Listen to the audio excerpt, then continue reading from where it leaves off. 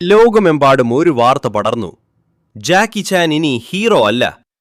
ആ വാർത്ത മനുഷ്യരെ മാത്രമല്ല, ഇരുട്ടിന്റെ ശക്തികളെയും ഭയപ്പെടുത്തി. കാരണം ജാക്കിയുടെ കൈവശം ഇപ്പോൾ നിരവധി ടാലിസ്മാൻസ് ഉണ്ടായിരുന്നു. ഓരോ ദിവസവും അവന്റെ ശക്തി വർദ്ധിച്ചുകൊണ്ടിരുന്നു. ഡാർച്ചിയുടെ തരംഗങ്ങൾ അനുഭവപ്പെട്ടപ്പോൾ ഷെന്തു വീണ്ടും ഉണർന്നു. അവൻ ചിരിച്ചു. മനുഷ്യരെപ്പോഴും അധികാരത്തിന് അടിമകളാണ്. പക്ഷേ അവൻ ജാക്കിയെ നേരിൽ കണ്ട നിമിഷം ആ ചിരി മങ്ങി. ജാക്കിയുടെ ശരീരത്തിൽ നിന്ന് പുറപ്പെടുന്ന ഡാർച്ചി ഷെന്തു പോലും മുമ്പ് അനുഭവിച്ചിട്ടില്ലാത്തത്ര ശക്തമായിരുന്നു. ഷെന്തു പതുക്കെ പറഞ്ഞു, ഇവൻ ഇനിയൊരു സാധാരണ മനുഷ്യനല്ല. സെക്ഷൻ 13-ൽ uncle, Jade, captain black, Tohru എന്നിവർ ഒരു അവസാന പദ്ധതി തയ്യാറാക്കുകയായിരുന്നു. അപ്പോഴാണ് വാതിൽ തുറന്നത്. അകത്തേക്ക് കടന്നു വന്നത് ഷെന്തു. എല്ലാവരും യുദ്ധത്തിന് തയ്യാറായി. പക്ഷെ ഷെന്തു പറഞ്ഞു, ഞാൻ യുദ്ധം ചെയ്യാൻ വന്നതല്ല. ജാക്കിയെ നിങ്ങൾക്ക് ഒറ്റയ്ക്ക് തടയാൻ കഴിയില്ല. ഇന്ന് അവൻ എന്റെ ശത്രുവാണ്. ഒരു നിമിഷം ജീവിതം മുഴുവൻ പോരാടിയ ശത്രുവുമായി ഹീറോകൾക്ക് കൈകോർക്കേണ്ടി വന്നു.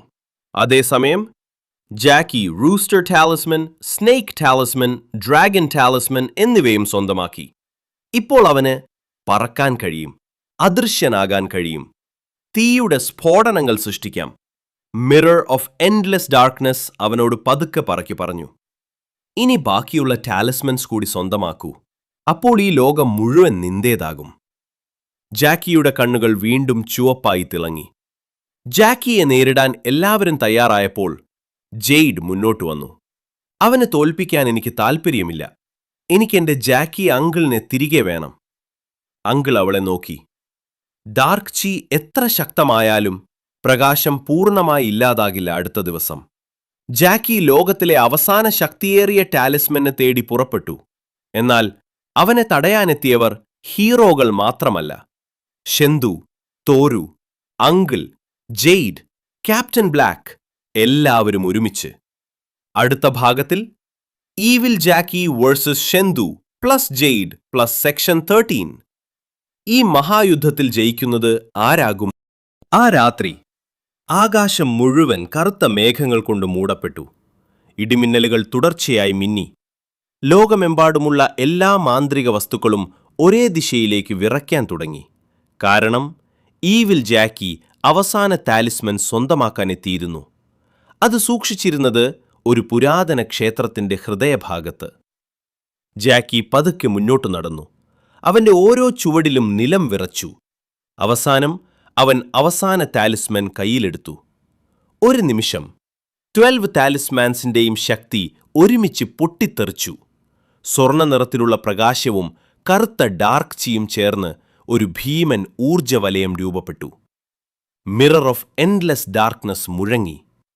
ഇനി ഈ ലോകത്തിന്റെ രാജാവ് നീയാണ്. ജാക്കിയുടെ ശക്തി ഇതുവരെ കണ്ടതിലേറ്റവും ഉയർന്ന നിലയിലെത്തി. അപ്പോഴാണ് ജേഡ്, അങ്കിൾ, തോറു, ക്യാപ്റ്റൻ ബ്ലാക്ക് അവർക്കൊപ്പം ഷെന്തു എത്തിയത്.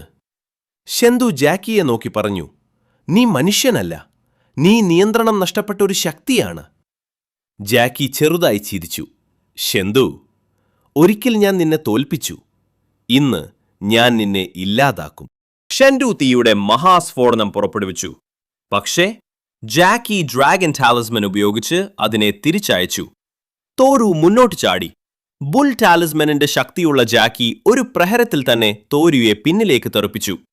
ക്യാപ്റ്റൻ ബ്ലാക്കിന്റെ എല്ലാ ആയുധങ്ങളും, ഡോഗ് ടാലിസ്മനിന്റെ അമരത്വവും ഹോഴ്സ് ടാലിസ്മനിന്റെ രോഗശാന്തി ശക്തിയും കാരണം ഫലമില്ലാതെയായി.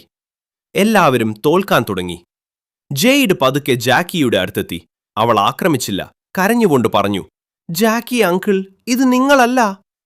നിങ്ങൾ എന്നെ പുരാവസ്തുക്കളെ ബഹുമാനിക്കാൻ പഠിപ്പിച്ചു. നിങ്ങൾ എപ്പോഴും പറഞ്ഞിരുന്നത് യഥാർത്ഥ ശക്തി മറ്റുള്ളവരെ രക്ഷിക്കുന്നതിലാണ്. ഒരു നിമിഷം ജാക്കിയുടെ കൈകൾ വിറച്ചു. അവന്റെ കണ്ണുകളിലെ ചുവന്ന പ്രകാശം മങ്ങിത്തുടങ്ങി. അവന്റെ ഉള്ളിലെ യഥാർത്ഥ ജാക്കി ഇരുട്ടിനെതിരെ പോരാടാൻ തുടങ്ങി. മിറർ ഓഫ് എൻഡ്ലെസ് ഡാർക്ക്നെസ് ശക്തമായി നിലവിളിച്ചു, അവളെ കേൾക്കരുത്. ജാക്കി ഇപ്പോൾ 2 ശക്തികൾക്കിടയിൽ കുടുങ്ങിയിരിക്കുകയാണ്. ഒരു വശത്ത് ഡാർക്ക് ചീ, മറ്റൊരു വശത്ത് അവന്റെ കുടുംബവും സുഹൃത്തുക്കളും.